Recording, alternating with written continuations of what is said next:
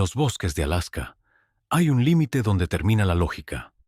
Los lugareños lo llaman la frontera silenciosa. Una vez que se cruza esa línea, ya no son las leyes de la naturaleza, sino reglas mucho más antiguas y oscuras las que se aplican. El caso, conocido en los archivos de búsqueda y rescate como el caso Daniel Harper, no es solo la historia de una desaparición, es la fotografía de lo imposible. Una huella repentinamente cortada en el barro, completamente intacta, como si un hombre se hubiera evaporado repentinamente mientras caminaba. O tal vez se hubiera desvanecido en el cielo. Pero la desaparición de Daniel no fue lo verdaderamente aterrador. Lo verdaderamente aterrador fue su esposa, Jessica, regresando del bosque. Daniel y Jessica eran polos opuestos. Daniel era lógico, planeaba cada movimiento, calculaba los riesgos. Jessica era caos y aventura, iba a donde soplaba el viento. Cuando zarparon hacia las gélidas aguas de Alaska, a bordo del crucero de lujo Northern Dreams, para su luna de miel, el único propósito de Daniel era unas vacaciones seguras. Jessica, por otro lado, anhelaba la naturaleza. Desafortunadamente, Alaska estaba a punto de cumplir su deseo.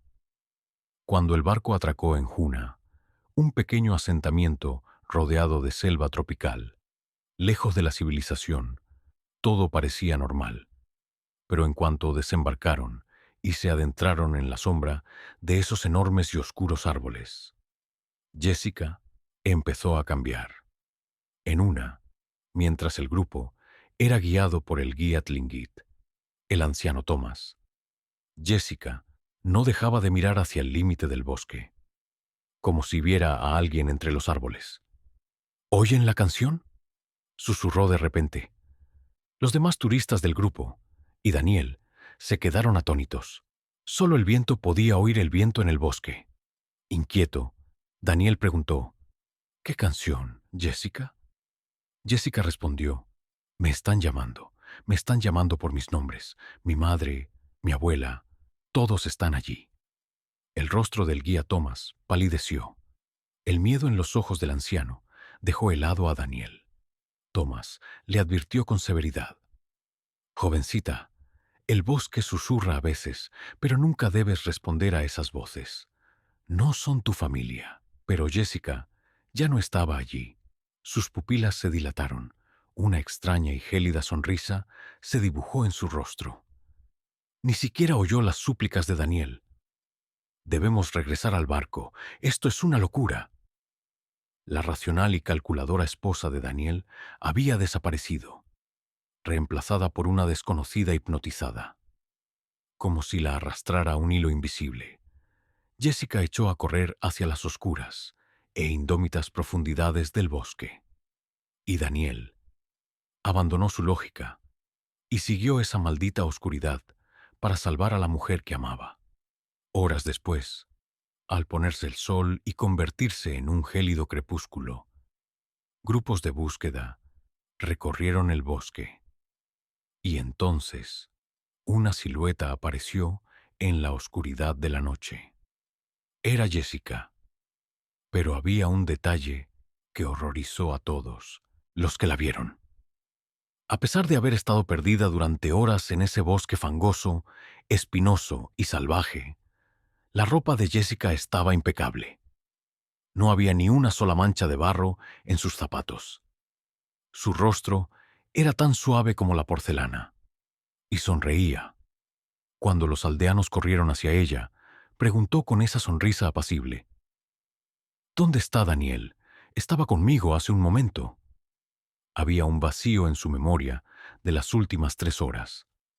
Recordaba haber entrado en el bosque, pero lo que sucedió después fue como si el tiempo se hubiera desvanecido. A la mañana siguiente, al amanecer, los equipos de búsqueda se toparon con la horrible visión en lo profundo del bosque. 2 pares de huellas se arrastraban una junto a la otra en el barro. Daniel y Jessica. Entonces En un punto, las huellas de Jessica giraron bruscamente a la derecha, mientras que las de Daniel seguían recto.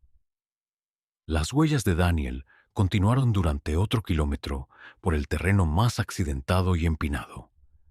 Y entonces, justo en el corazón del bosque, en una zona llana sin acantilados, sin ríos, sin señales de lucha, las huellas cortaban como un cuchillo. El último paso era profundo y claro, pero no había siguiente paso. El suelo estaba intacto. La maleza estaba intacta. Daniel Harper se había desvanecido en el aire mientras caminaba, desapareciendo de la existencia. La búsqueda continuó durante semanas, pero nunca más se supo de Daniel. Ni un hueso, ni un jirón de ropa. Jessica regresó a su casa en Dallas. Médicos, pruebas, terapias. Ninguno de ellos pudo desentrañar el misterio de esas 3 horas. Pero Jessica no puede dormir por la noche, porque incluso mientras yace en la cama, en su casa de Dallas, escucha esa voz. Cuando mira por la ventana, no ve las luces de la ciudad, sino los oscuros árboles de Alaska. Y esa voz no es la de Daniel. Es una voz mucho más antigua, mucho más hambrienta. Lo dejaste sin terminar, dice la voz. Vuelve. Los nativos Una tenían razón. Cuando el bosque llama, hay que ir. Y a veces, lo que el bosque se lleva, nunca lo devuelve. Daniel sigue ahí, esperando en algún lugar más allá de ese último paso. Y Jessica lo sabe. Un día, ella también dará ese último paso. Bajo el océano, donde ni siquiera la luz puede llegar, se esconden cosas. Los buzos lo llaman la locura de las profundidades.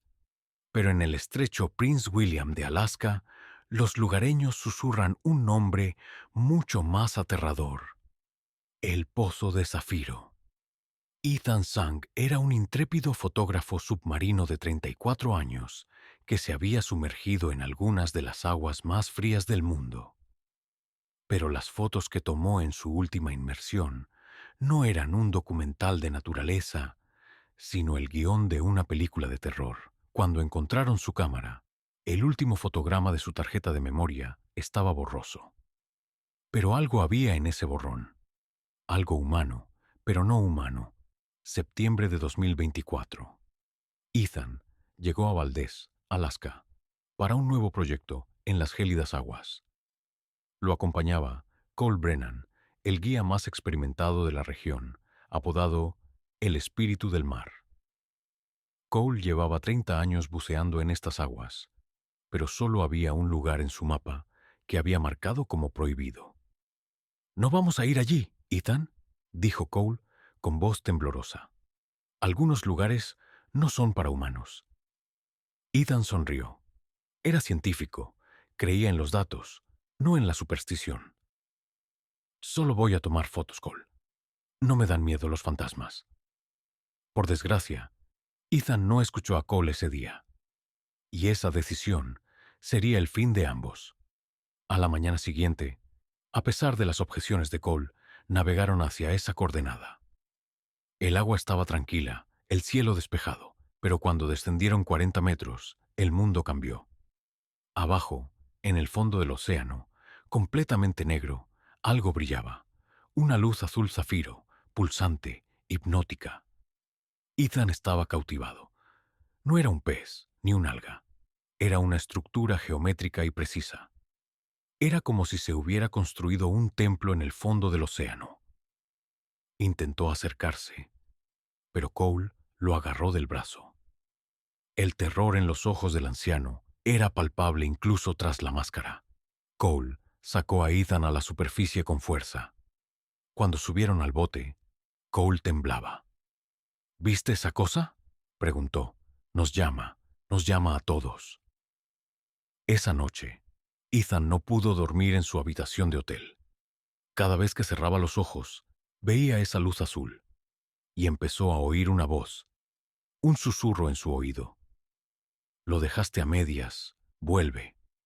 A la mañana siguiente, llamó a Cole, pero no recibió respuesta. Al llegar al muelle, recibió la devastadora noticia. Cole había salido solo con su bote en plena noche. La guardia costera encontró el bote de Cole, con el motor en marcha, justo encima del pozo Zafiro.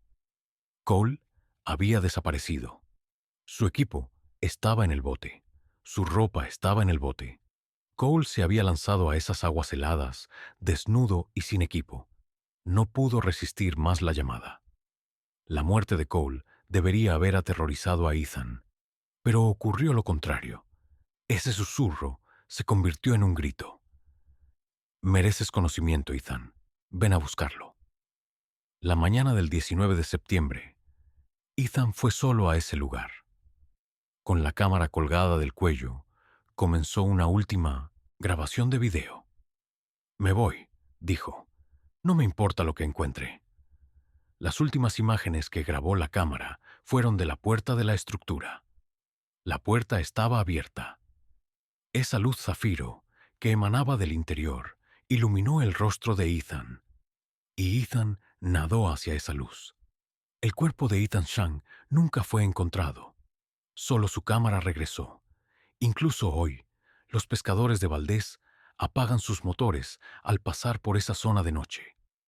Porque si ves esa luz azul proveniente de las profundidades, es demasiado tarde. Algunas puertas no deben abrirse, y algunas aguas nunca dejan entrar a quienes entran.